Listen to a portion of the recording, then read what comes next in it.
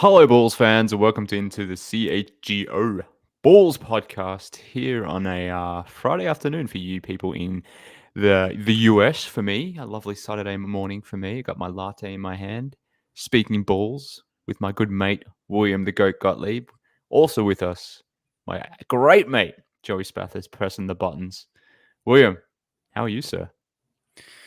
I'm feeling good, Mark. It's been a little while since we did our last HQ. I don't know where the time has gone, but there's a lot of maybe positive, good stuff to talk about. So who better to do it than us curmudgeons? Well, you may be the curmudgeon. I'm an IMC Red fan. I've been a C Red fan all of my life. I don't know what you're talking about, William. So, yeah, for me, this has just been a magical, blissful Bulls run here that I'm thoroughly enjoying, and I'm sure that's the case for you. But before we get into that, just has the quaff been freshly cut?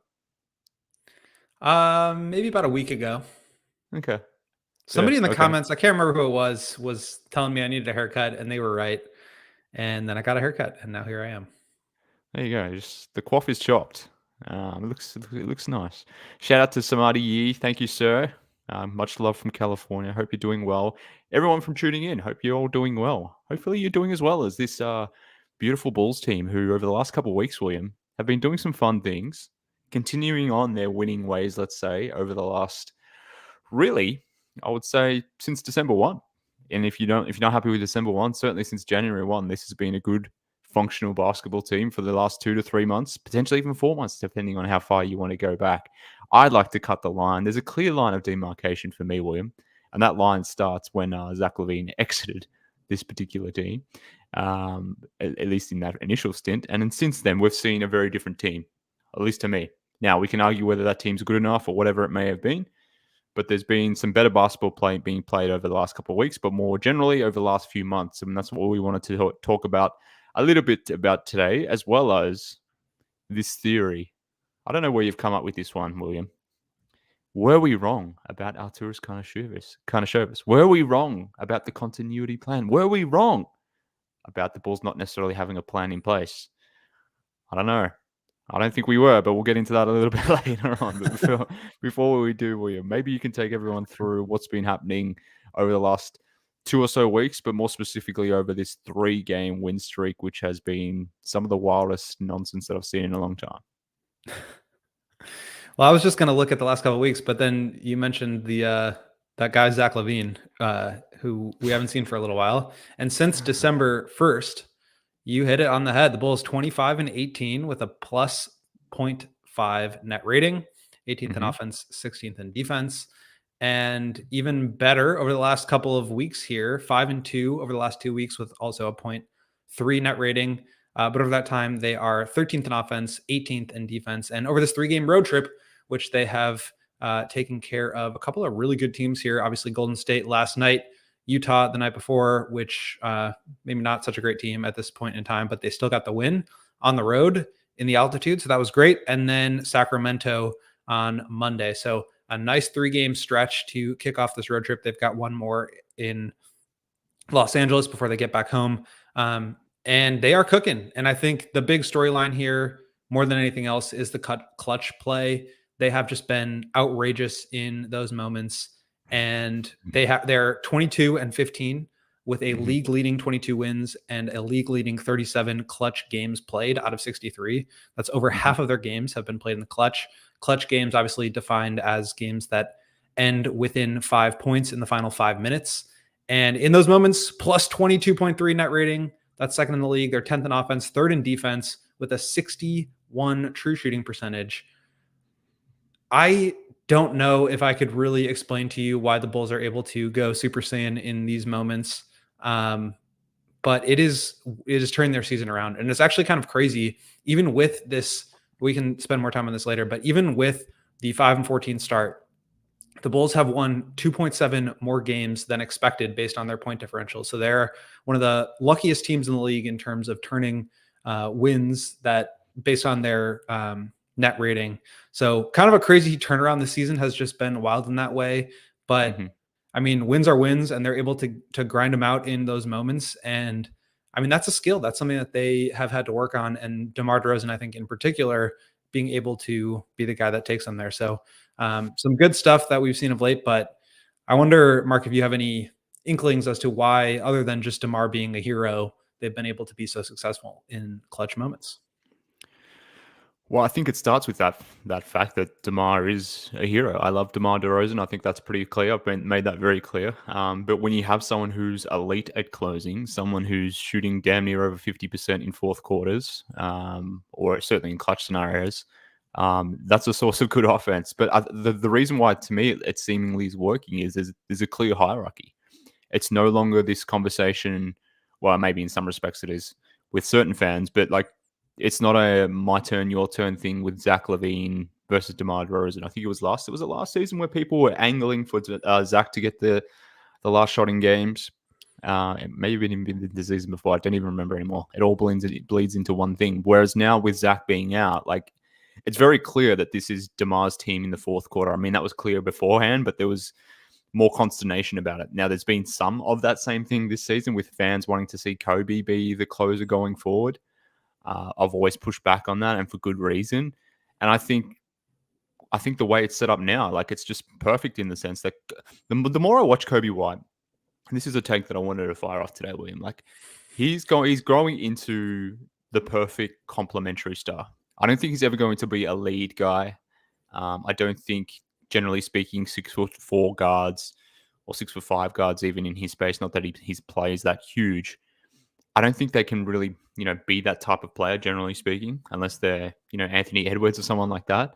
But for everything Coby can do, on ball or off ball, he is, in so many ways, the perfect complementary player. And I think that's true with DeMar. Like, what we're seeing, or what we've learned this season, from my point of view, is that Coby can be that perfect second guy to a real big wing superstar player, or a Jokic type player, whatever it might be, whoever that primary option is. If you put Coby next to him, I'm becoming more confident that he can be that second option star next to that real guy.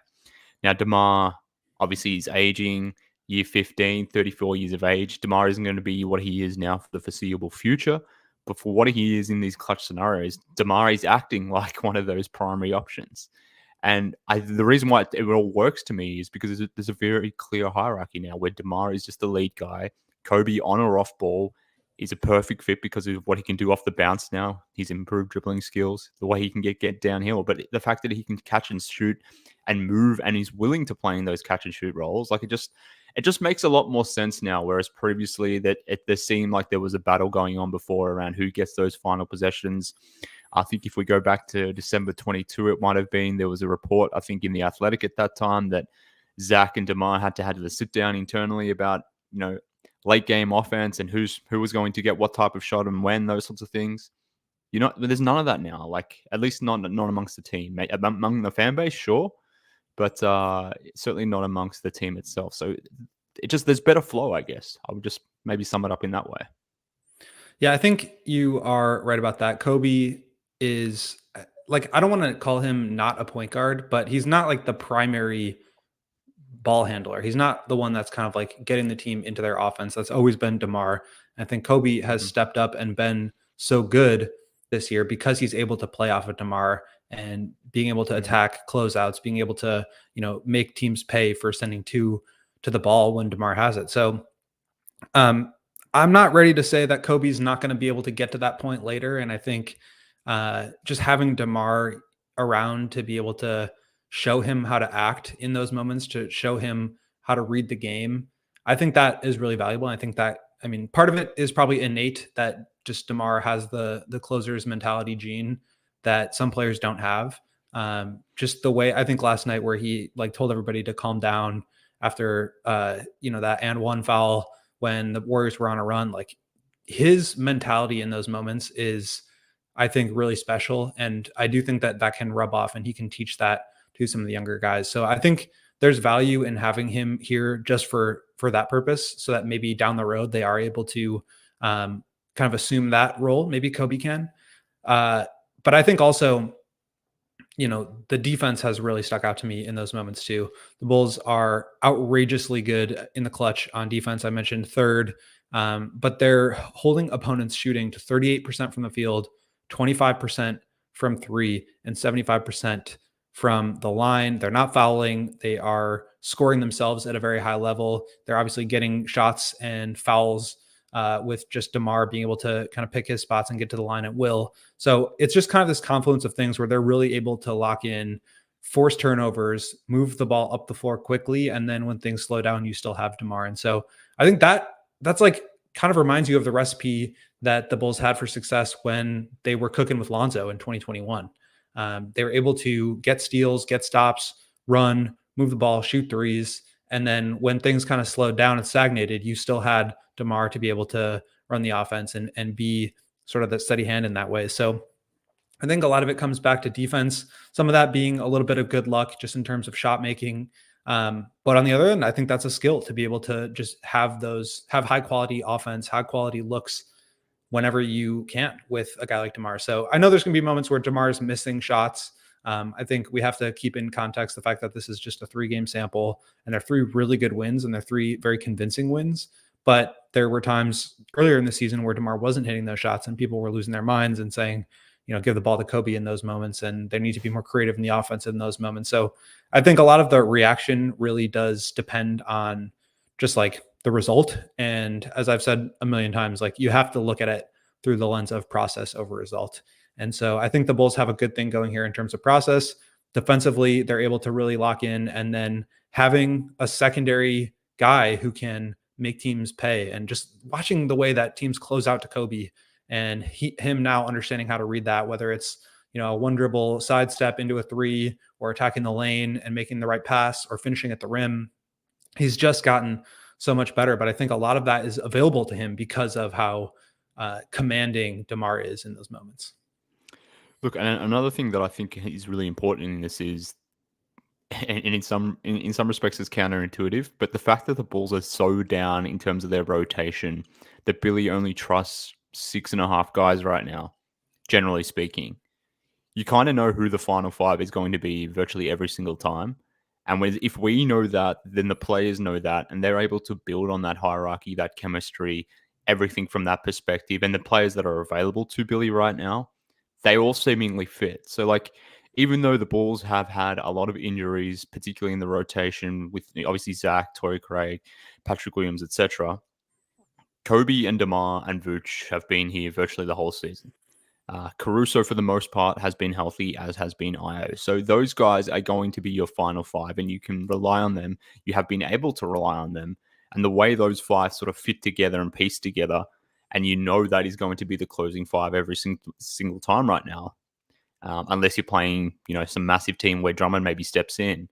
Like, that's another reason as to why this is or why they've been able to do the thing in the clutch situations. Because other teams, maybe not every team, but other teams are searching for their closing 5. Not every single team knows who their closing 5 is.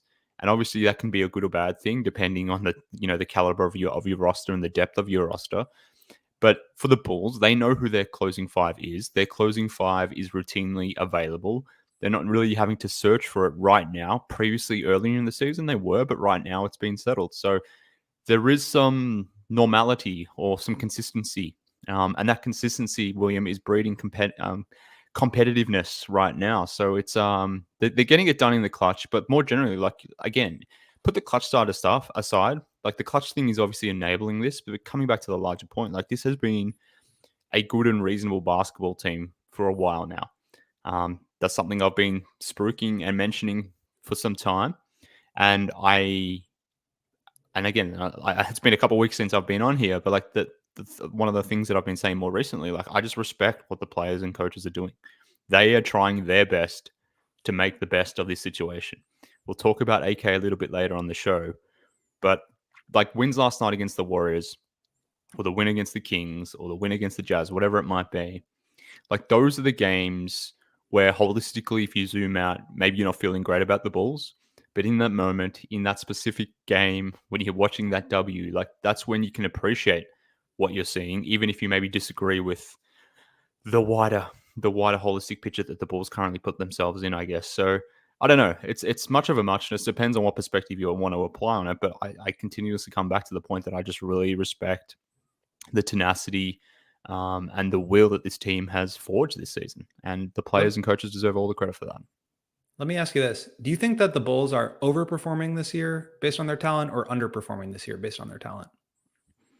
Based on record, no. I think it's pretty where it should be, generally speaking. But depends on where you want to zoom in. And again, like, okay, cool. This team being one game under 500 right now as they are, like that's kind of where I thought they would roughly be at this point in time. But based on maybe the roster at hand at the moment, the fact that, like I said, Billy's sort of relying on 6.5 guys right now, like in this segment of the last 10 or 15 games, yes, I think the Bulls are overperforming right now.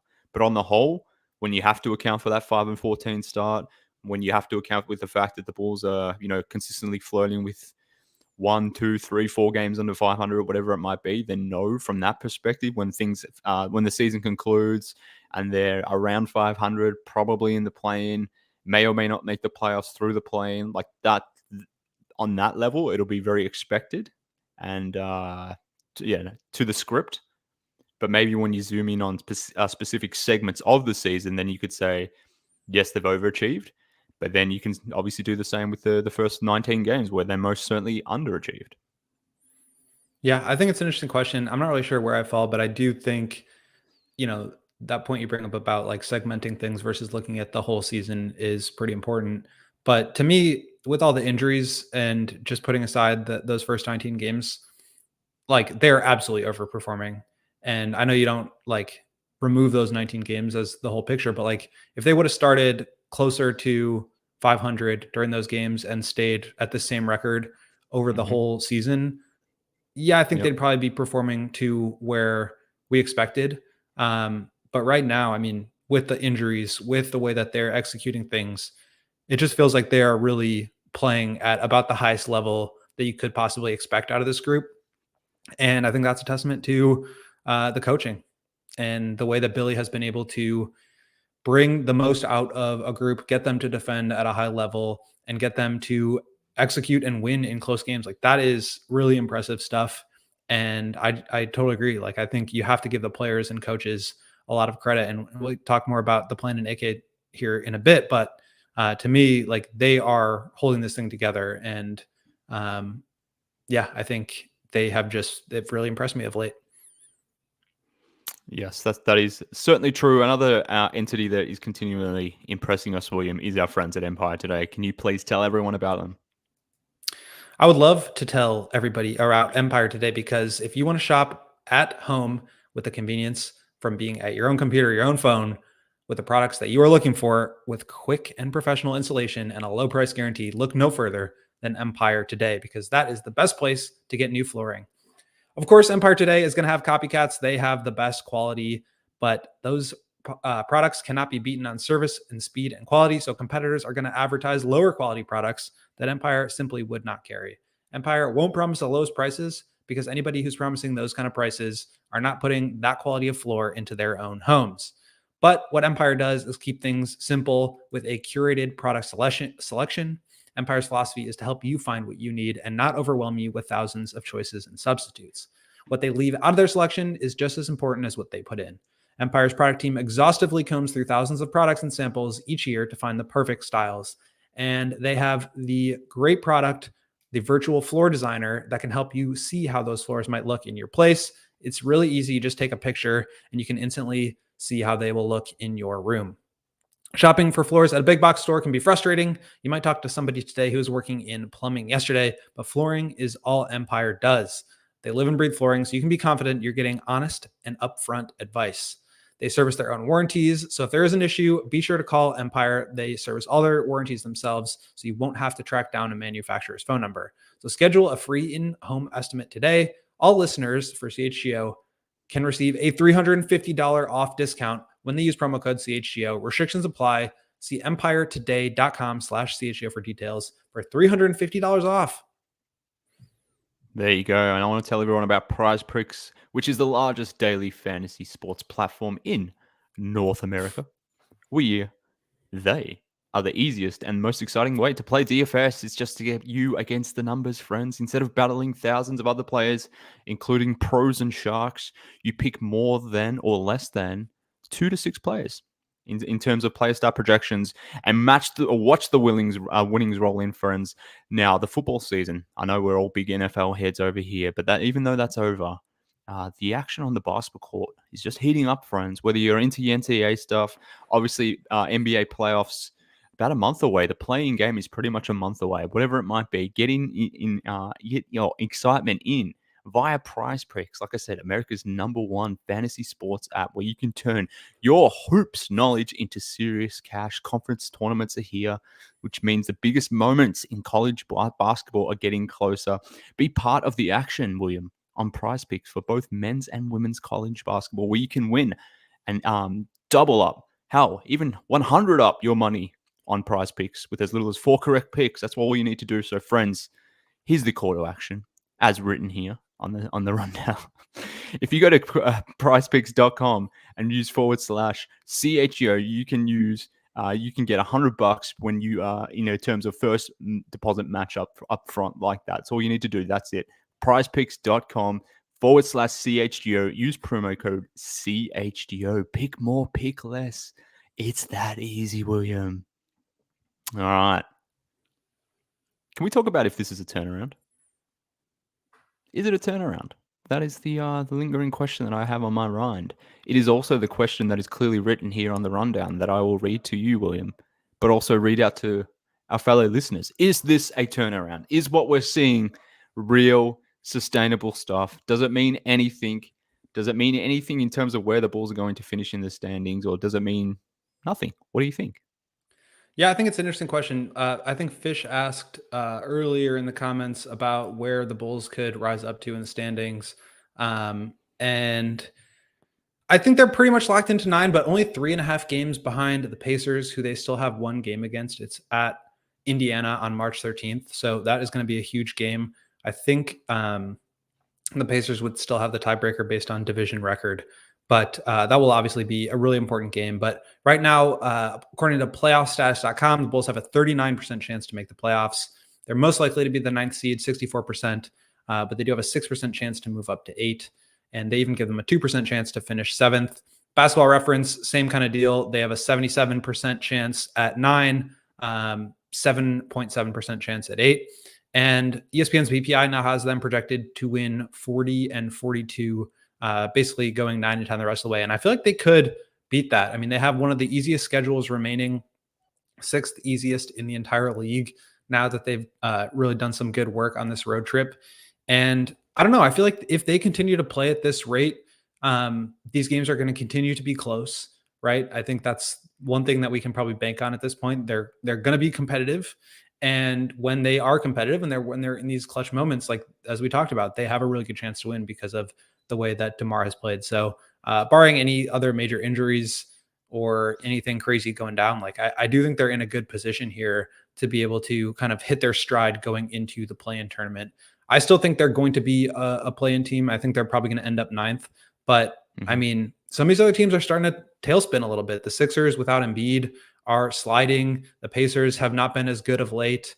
Miami is kind of heating things up a little bit. Orlando is. So it seems like the play-in picture is really secure. But I mean, it's going to be Atlanta or Brooklyn in the 10th seed at home. I feel like that's pretty close to a guaranteed win for the Bulls. And then it's a 1-game chance against Indiana or Philadelphia. And depending on Embiid, depending on the health of Halliburton, he's, finally had a good game last night for the first time since he hurt his hamstring. Like, I do feel like the Bulls can really compete at this level. And I think that's kind of been the hope and plan for AK this whole time is like, obviously Boston kind of stands alone at the top of the Eastern Conference.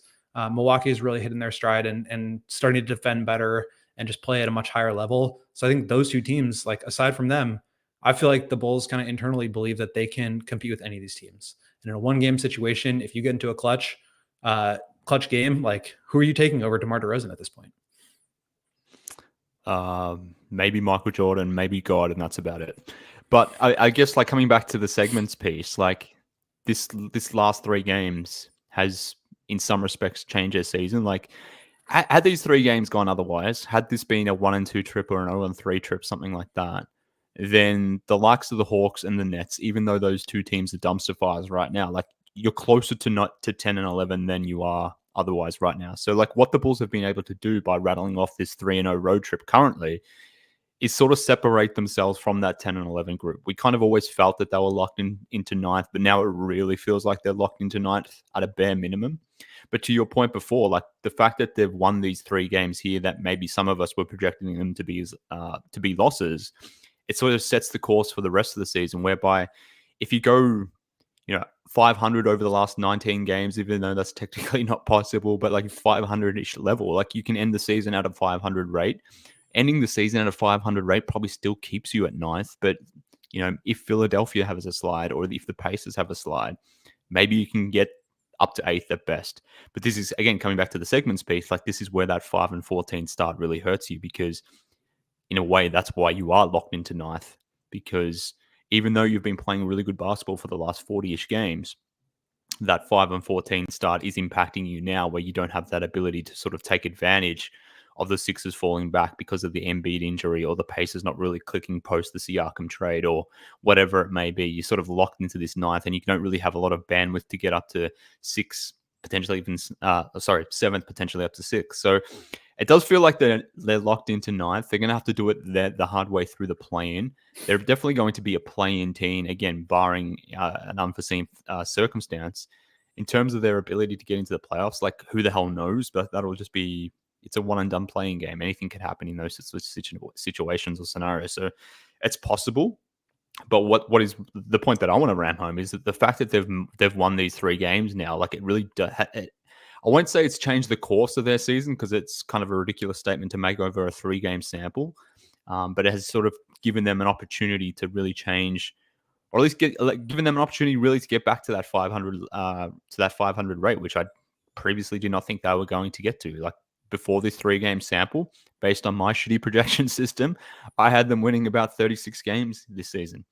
Now, because they've won these 3 games, like they've got a legit chance at going 41-41. Now, what does that ultimately mean? Probably not a lot, because like we said, they're kind of locked into ninth, but it does feel different if they can get to 500 versus being 3, 4, 5 games under 500. Yeah, I don't know if I really agree with that. Like, to me, and I don't even know if like AK would agree with that. Like, it almost feels like their record doesn't matter to them. It's like who they end up facing, because obviously their record will impact who they face.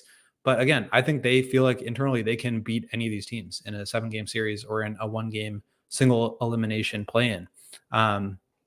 So yes, in that sense, like the 5-14 start does hold them back, because now they're going to be in a situation where, unless by some miracle they're able to climb into the 6th seed, they're going to be facing Boston or Milwaukee in the first round. And that's the tough situation. So I feel like, if anything, maybe this kind of secures or reinforces the idea that AK is going to stick with this group. Not that we needed any more reinforcement on that front. Like it was pretty obvious from the trade deadline activity, or lack thereof.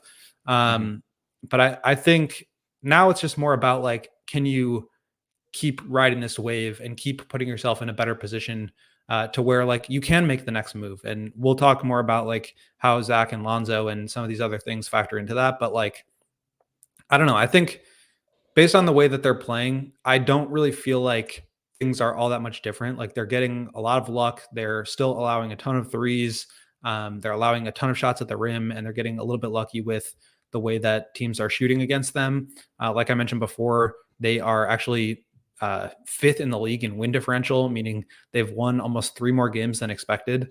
And that's a lot of it is just based on how well they performed in the clutch. So like, I don't feel like this team is like a markedly different group. As much as like Billy has said this over the last couple of weeks, like they're just a different team than they were when they started the season in Nashville. I mean, very fundamentally, they're not a different team. They have the exact same roster. It's just that guys are hurt, guys are out, and they've figured out how to adjust. So I do think in some ways, like the way that they're playing, the way that they've had to kind of adjust and turn more towards Coby and I over the course of the season, it is kind of like they're commencing a rebuild in a certain sense, without just like absolutely going to the bottom and prioritizing draft picks. They're kind of successfully, or at least attempting to successfully, build through the middle. And I think that's the goal. But I don't really feel like, based on these 3 games, that like the ceiling is much higher, especially when you're kind of locked into that 9-10 seed, because ultimately or 7-8 seed, because ultimately you're going to be facing a team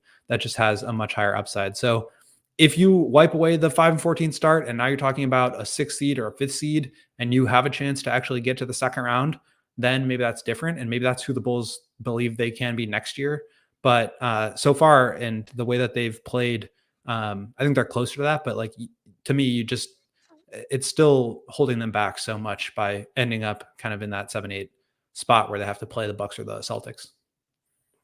Yeah, look, I don't think winning these 3 games more recently has changed the ceiling of who this team is. But I think as a reward for this playing group, the way they've been playing over the last 40-ish games, if they were to conclude the season and get back to 500 after starting 5-14, like that should be something that the playing group and the coaching staff should look at as some type of form of success. Obviously, it's not even close to the real level of success that ultimately all of us want. But if they're able to get back to that level and acknowledge that, I think that would be a just reward compared to, maybe playing this thing out and, finishing, like I said, 3, 4, 5 games under 500. So that for that reason, I think it would feel differently. Does it change who this team is? Does it change their playoff fortunes? Those sorts of things? No, because like we said, we're kind of locked into ninth here for a number of different reasons. But I do disagree with you in the sense, and agree with Billy, because I do think this is a very different team.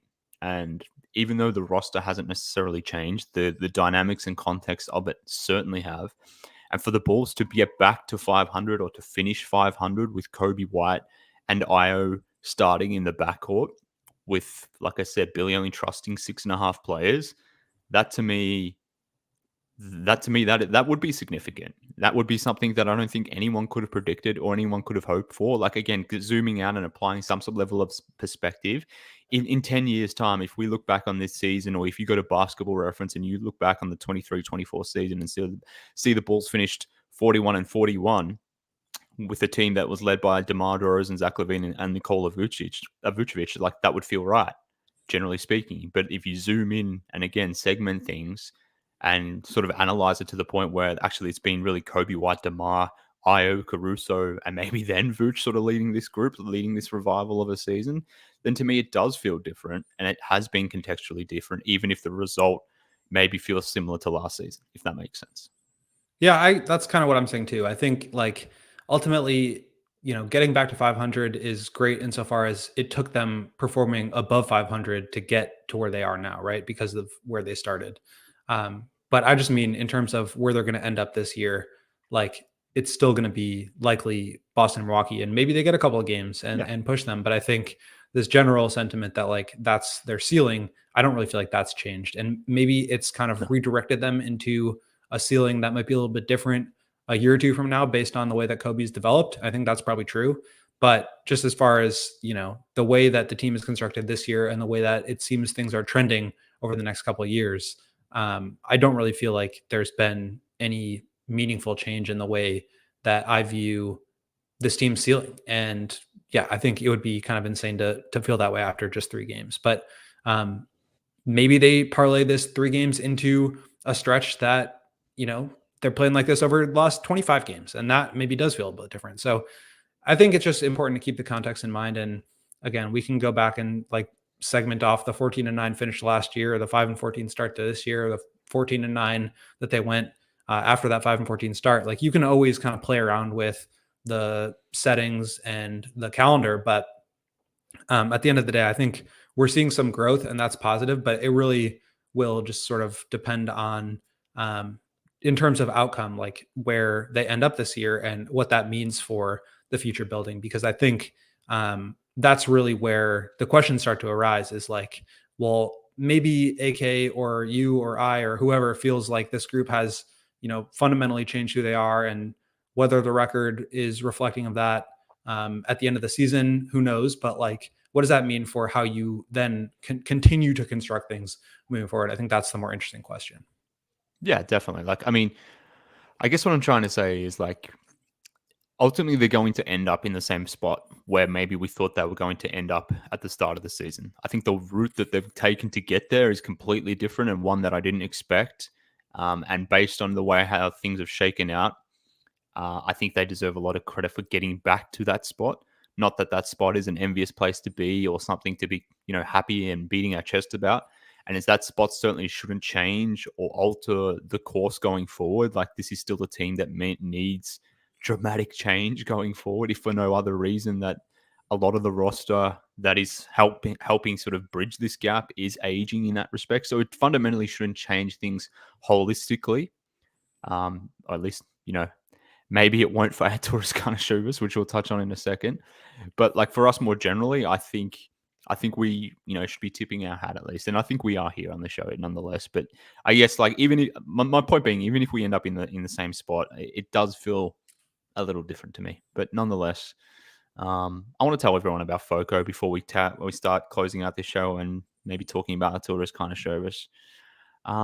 Friends, if you want to get fitted out in the best sports gear going around, if you want to put on a Bulls hoodie, some shoes, some signs, bobbleheads, any collectibles, anything in between, if you just want to rep your team, whether it's your basketball team, your hockey team, your football team, whatever it might be, our friends at Foco is where you go to show off your love with your team branded gear. They have it all hooked up, my friends. So whether you want to get yourself on like even jackets, it's summer here. If you want to wear your beach wear, I know it's a bit cold over there in the US or in the Northern Hemisphere, so maybe you need some overalls, whatever it might be.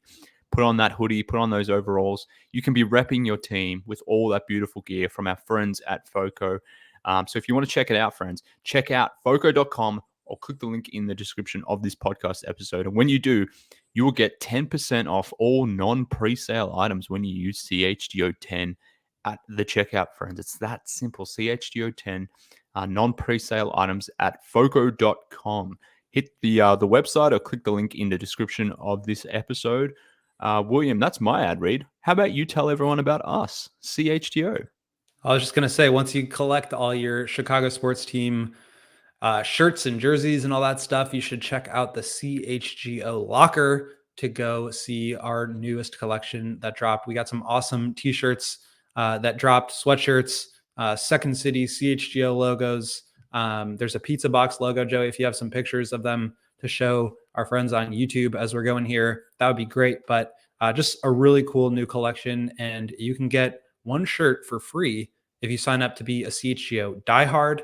And Diehard's not just about, the daily YouTube shows that we do for free here every day. It's not just about being a part of our community, but you also get access to our Diehard only Discord, where we've been answering some questions and chatting with people in the comments. I started doing some Diehard only mailbags. So people who are Diehards get to ask some questions that can show up in our mailbag articles. We've also started to do some questions where we'll pull people for questions and then answer them directly on the show. And then, of course, some of our best content is going to be behind that Diehard paywall as well. So we got some newsletters from our Cubs and Sox folks. We got some great draft coverage from Adam Hogan, Nick Moriano, and the guys covering the Bears. Some really good stuff all around. And I have some fun stuff coming up there too. We're going to do some more kind of X's and O's analysis, really kind of breaking down what it is that we're seeing here with the Bulls over this last stretch. So really exciting content. You get, I believe it's a 20% discount at the CHGO locker when you join. Obviously, you get that free t-shirt as well. So just a lot of really great additional value that you can get by joining at allchgo.com to be a Diehard member. You know who else is a diehard? Arturas Karnisovas. He dies hard for this group, man. No one loves this group more than Arturas Karnisovas. And I'm not referencing CHGO. I'm referencing the Chicago Bulls. That man loves this current group of the Chicago Bulls. Maybe AK loves CHGO. I don't know. But he certainly loves this current group of Chicago Bulls. William, the results are flying in. The Bulls are on an upward trajectory back to 500, back to competitiveness. That smirk that we saw after the trade deadline, I feel like we're going to see that at the end of the season presser, where he's going to be talking about the same type of things. We know what the talking points are going to be, and we're going to probably get into all that over the coming weeks and months. But I guess this is the looming thing in the back of my mind. Every time the Bulls win a game here, as much as I enjoy it, as much as I come back to it, and like I said before, the players and coaches deserve a lot of respect for what they're doing. there's a part of me that hates this as well, because it justifies Arturas Karnisovas' willingness to consistently stay with the status quo and not change literally a thing. A freaking thing. It hasn't changed. So the more that this group continues to find a way, even with 6.5 guys that Billy trusts, the more he relies on Coby White, the more DeMar DeRozan continues to do this thing where he continuously saves this team in these clutch scenarios, the more it emboldens Arturas Karnisovas, which to me is the thing that looms in the background every time the Bulls get a win, which is annoying. I don't want to be thinking that thought. I just want to be embracing and enjoying a win. But that thought is in the back of my mind every single time. And the reason why that annoys me is because it gives justification for Arturas Karnisovas doing nothing. So in his mind, William, he'll be thinking that he was right to stick with this same group, that this same group, the group that he loves and adores, was part of his vision, and that his vision is why this team is doing what it is doing, not because of what the players and coaches are doing, but because of continuity and competitiveness, in other words, starting with C. That frustrates me, but at the same time, do we at least have to acknowledge that maybe AK was right? I say that as a loaded question because I certainly have an answer to that question. But what is your thought on said question? Well, I mean, it kind of goes back to this question that I asked you earlier about, like, is this team underperforming or overperforming based on their talent? And I think clearly right now, with all the injuries, if you factor in everything that's happened over the last 50 games or so, yeah, I think they're overperforming. And when you put that into context, you can credit, I think, the players for sure. But I think to me, like, you don't credit AK for that. You credit Billy for that. And you can quibble with rotations and playing his guys too many minutes and not playing Batum earlier on in the season, whatever it may be. But like, Billy has gotten every single thing he can out of this group. He's playing 6 guys. They're defending well. He's putting together a good defense when you've got DeMar and Vuce on the court together. And so to me, like, the success of this group is not in spite of the front office, but like, I don't think that AK has done this team any favors the way that he has moved or not moved. Do I think that there is more potential for this group to be competitive? Yes. Do I think that competitive should be the place where they're topping out and they're aspiring to get to? No. And so I think, like, you can be right that, you know, he put together a team that has some good pieces and that's finding its footing, but you can also have kind of missed the point by not making any additions and not putting this team in a better position, because you can always find something to do to put them in a better position. And part of the reason why they couldn't is because of some of the bad contracts that they signed. And obviously things going on with Zach this year with the injury and the surgery right before the trade deadline and just the general market kind of moving against him. I think my prediction for the summer is that they're going to try again to move him to create some flexibility so that they can maybe make some additions, but not be able to, because I just don't see anybody being interested in a guy coming off of a surgery who played so poorly this year. So I think they're kind of in a bind by design. And I think they're playing well in spite of that. But yeah, to me, like, him, like, people who like root for them to lose every game so that AK is going to get the right message from this group and like see the reality of where this thing tops out, I don't think that's necessarily the most productive, because I think he's making his own assumptions and takeaways from this group that he wants to see. And you can, again, siphon off a 14-9 stretch or, you know, a 3-0 road trip and like make grand proclamations about the trajectory of this team. But at the same point, you still need to be putting them in the best position possible. So even if you're not going to tear it down or rebuild, you have to be building somehow. And yeah, I don't think that the fact that they're playing well, and even if they get into the playoffs, like, all that does not sort of take away from the fact that you could still be doing more to help the team and not just, and he said this before, and I know I'll say it again, like, there wasn't a move that was going to help us go better than 14-9 after the break. Like, I think that's a solid argument there. But again, it's just the continued lack of activity, the continued lack of vision and creativity to help put this team in a better position. whether you believe in this group or not, like there's always, I think, moves that you can make to try to set them up better. And that's where I think even though they have been playing better and even though they may top out a little bit higher than we thought, credit to the players, credit to the coaches for that. Like I think there's always more you can do. And we just have not seen that in like literally 3 years. Yeah, and yeah, I completely agree with that. Like I hope that's not lost on people that, even though the players and coaches have been able to turn this thing around, that the heat, the emphasis should still be on AK to do things, to change things. If he really believed in this group, as he continuously says, then I don't understand how he cannot enable them or try to put them in situations to help them do more than what they're currently doing. Like it's insane that Billy is only having to rely on 6.5 guys. It's ridiculous that now part of it's obviously through injury, but in this situation where you're having to rely on the team and Julian Phillips, Dalen Terry, Javon Carter, whoever it might be, like your end of bench guys. Yes, injury is playing a part in that, but the fact that the team carried 14 players for on the roster in terms of guaranteed contracts for the majority of the season. One of those obviously was never going to play in Lonzo. Like he just hasn't put them in a position to succeed from that standpoint.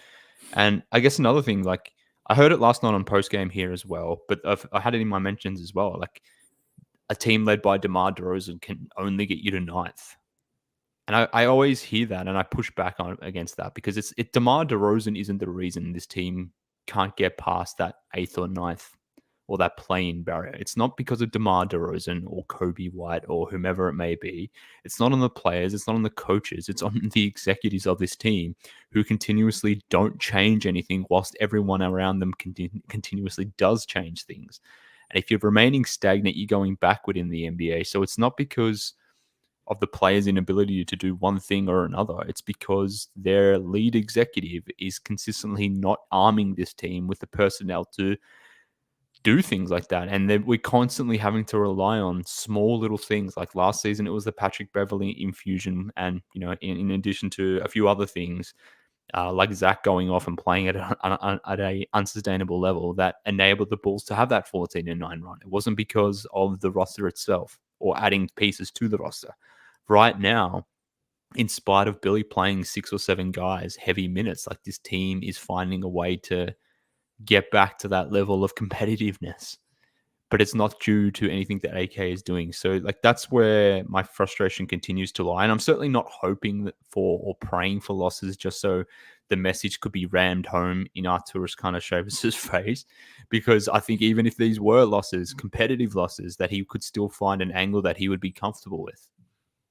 Because they're probably going to finish in the same position anyway. Like they could finish, even if they lost these 3 games, they're probably finishing 9th. And if they're finishing 9th, like you said before, it doesn't really change their fortunes. They're still in the same situation in the play-in.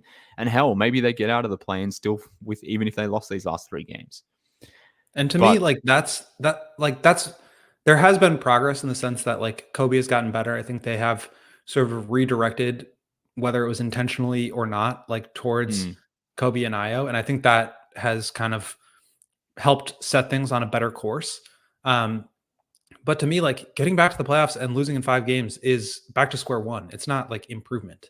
And I think they need to continually, work on ways to improve. And I do recognize that, $60 million of dead money and untradeable contracts is going to inhibit the front office from making those moves. And I think at a certain point, they're going to have to be able to deal with those contracts. And even if it just means dumping them, at least it gives you a little bit more monetary flexibility to be able to add elsewhere. And now that Lonzo's going to be expiring, maybe they can move him more easily, or maybe they just wipe him. Maybe somebody does feel comfortable enough to take on Zach, and you bring in a little bit of a talent infusion there, or there's a reality where they have to like give up picks to get off of him. But even in that situation, like you're doing something to help open up space to be able to help your team. And I think it would be pretty close to disaster territory if you're doing that, but it's still, I think, a move that helps set the future of this team into a better position because of the flexibility. And so to me, like, I feel like when you are really like steadfast in a stance about something, you kind of have to ask yourself, like, what would need to happen for you to change your mind to be able to really feel strongly about something and stand on a take. And so like, for me to be able to change my mind about this group, I need to see them compete. I think in like, I don't know. I don't think it's realistic for them to like beat the Celtics in a first round series. That's just like not going to happen.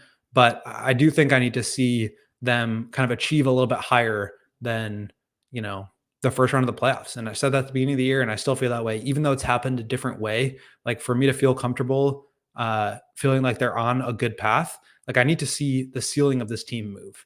And yeah, I don't know if they're going to be able to do that with the group that they have or not. Maybe they can continue to hang on and then make those moves down the line. But yeah, I just, at a certain point, like you do have to do something to put your team in a better position. And I think that will be another indicator for me is like, can I feel more comfortable with AK making those decisions? If I see something that he does that I like, then yeah. Yeah, on that point, like I don't know if there's anything that can make me change my mind about this specific group, because I'm not convinced that this group will be back next season in the same shape or form, or at least it shouldn't be. But even if it is, like we've seen a decline for Vooch this season. DeMar has been incredible of late, but it'll be year 16 next year, 35 years of age at that point. Like there will be a drop off at some point.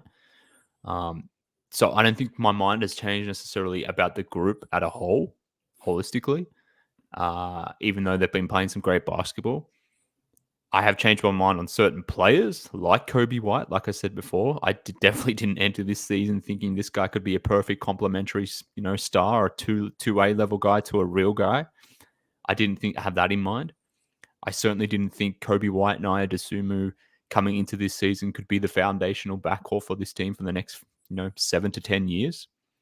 But like I've changed my mind on those specific players within the context of their team.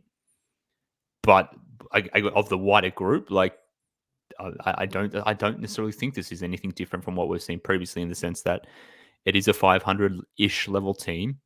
It's probably going to be a play-in team as currently constituted, and you're probably going to be, assuming you get out of the play-in, in that 7 or 8 spot, and probably going to lose in 5 or 6 games. Like contextually, like, that hasn't changed, even though my mind has changed about specific players.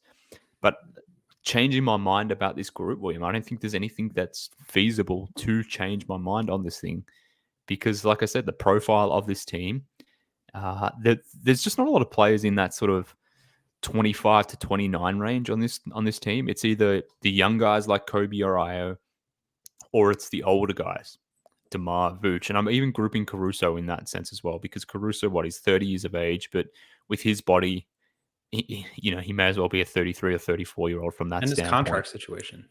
That too. So, and like Drummond, 29, 30 years of age. Like there's no, and this is where Zach was meant to be that guy in the middle that sort of bridged everything together. We know for various reasons as to why that's probably not going to be the case. But there's not a lot of guys in that middle space where you can bring everything together. It's all one thing or another. And because of that age profile of this team, with DeMar and Vooch and Caruso probably aging out within the next 1 to 2 seasons, there's nothing that this team can do this season that will make me change my mind about this group going forward, because the age profile of this team just won't allow them to sustain this going forward. Yeah, and I think like that question that I posed, AK probably needs to ask himself that too, because if there's nothing that can move him off of the stance that he has about this group and their abilities and aspirations, then I think that is kind of a problem. And AK with a super chat here in the comments, we appreciate you, AK. He says about AK, as in Arturas Karnisovas, should not be attributed to team success. Coby's success is not AK nor Billy. Carter has been putrid. Judgment reserved as offseason decisions for Zach, Lonzo, P. Will Loom. Billy, AK, killing with Debo minutes. Yeah, I mean, I think, but like the judgment reserved for an offseason, like that should have been the case 2 years ago and then last year. Yeah. And now obviously it matters again this year. But yeah, to me, like, I think I feel a little bit differently in terms of the way that, as we've talked about in this whole episode now, like the way that this team is kind of set up for the future is obviously different. That's already changed my mind from where we were after 19 games when Coby and Pat were not playing well. I was not really in the rotation and things were going really poorly. And they looked like they had maybe the most bleak future of any team in the league. Obviously, that has changed. I think just when it comes to making big decisions in life about basketball, about anything, like you need to be willing to consider what would make you change your stance on things and do things differently. And I think it's just important to ask yourself those questions so that you can move forward appropriately. Definitely agree. I think that's a good spot to end this podcast, William. Thank you for joining me as always. You can find William on the website, ALLCITY, or also CHGO.com, at Will_Gottlieb on Twitter, Joey Spathis at Joey Spathis on Twitter. How many followers we got at the moment, Joey? We got like 1,000. Have we topped into 1,100 yet? Where are we at? Oh yeah, the climb to 1,100 is over, and we are on the race to 1.2K. Appreciate it. That's why he's the people's producer, everyone. Appreciate you, Joseph, pressing the buttons. William, thank you for joining me. What is it? 9 APUs for me in a row now? 9, 10? Too many to me. 9 or 10 too many, I would say. But it's been great having you back here, Joseph. I'm sure there'll be many more to come. Everyone tuning in, appreciate you, whether you've been in the YouTube comments. Obviously, everyone appreciate you chiming in and being part of the conversation. Hit the like button on the way out if you're listening on Apple, Spotify, whatever it might be. Obviously, 5-star reviews, because this is just absolutely the most enthralling and best Bulls podcast going around, particularly when William and I are on reading those ads in that pristine form that we typically, there are no better ad readers in the Bulls podcasting game than me and William. I think we can all agree on that, surely. But nonetheless, people like what they like. People like what they like. They like what they like. But look, thanks everyone for tuning in. It's been fun being back on the show. William and I will be back at some stage next week. But the guys will have you covered for Bulls versus Clippers, which I think is Sunday your time? Saturday your time? Tomorrow. No pregame tomorrow ahead of the game. It's a matinee game at 3 p.m. Central Time, so we'll be back after the game for postgame. There you go, friends. All right. Enjoy that game. Hopefully the Bulls, maybe they end this road trip with another W. Let's see. All right. Until then, this has been CHGO Bulls. Speak next time, friends. Bye. We all silly like the mayor.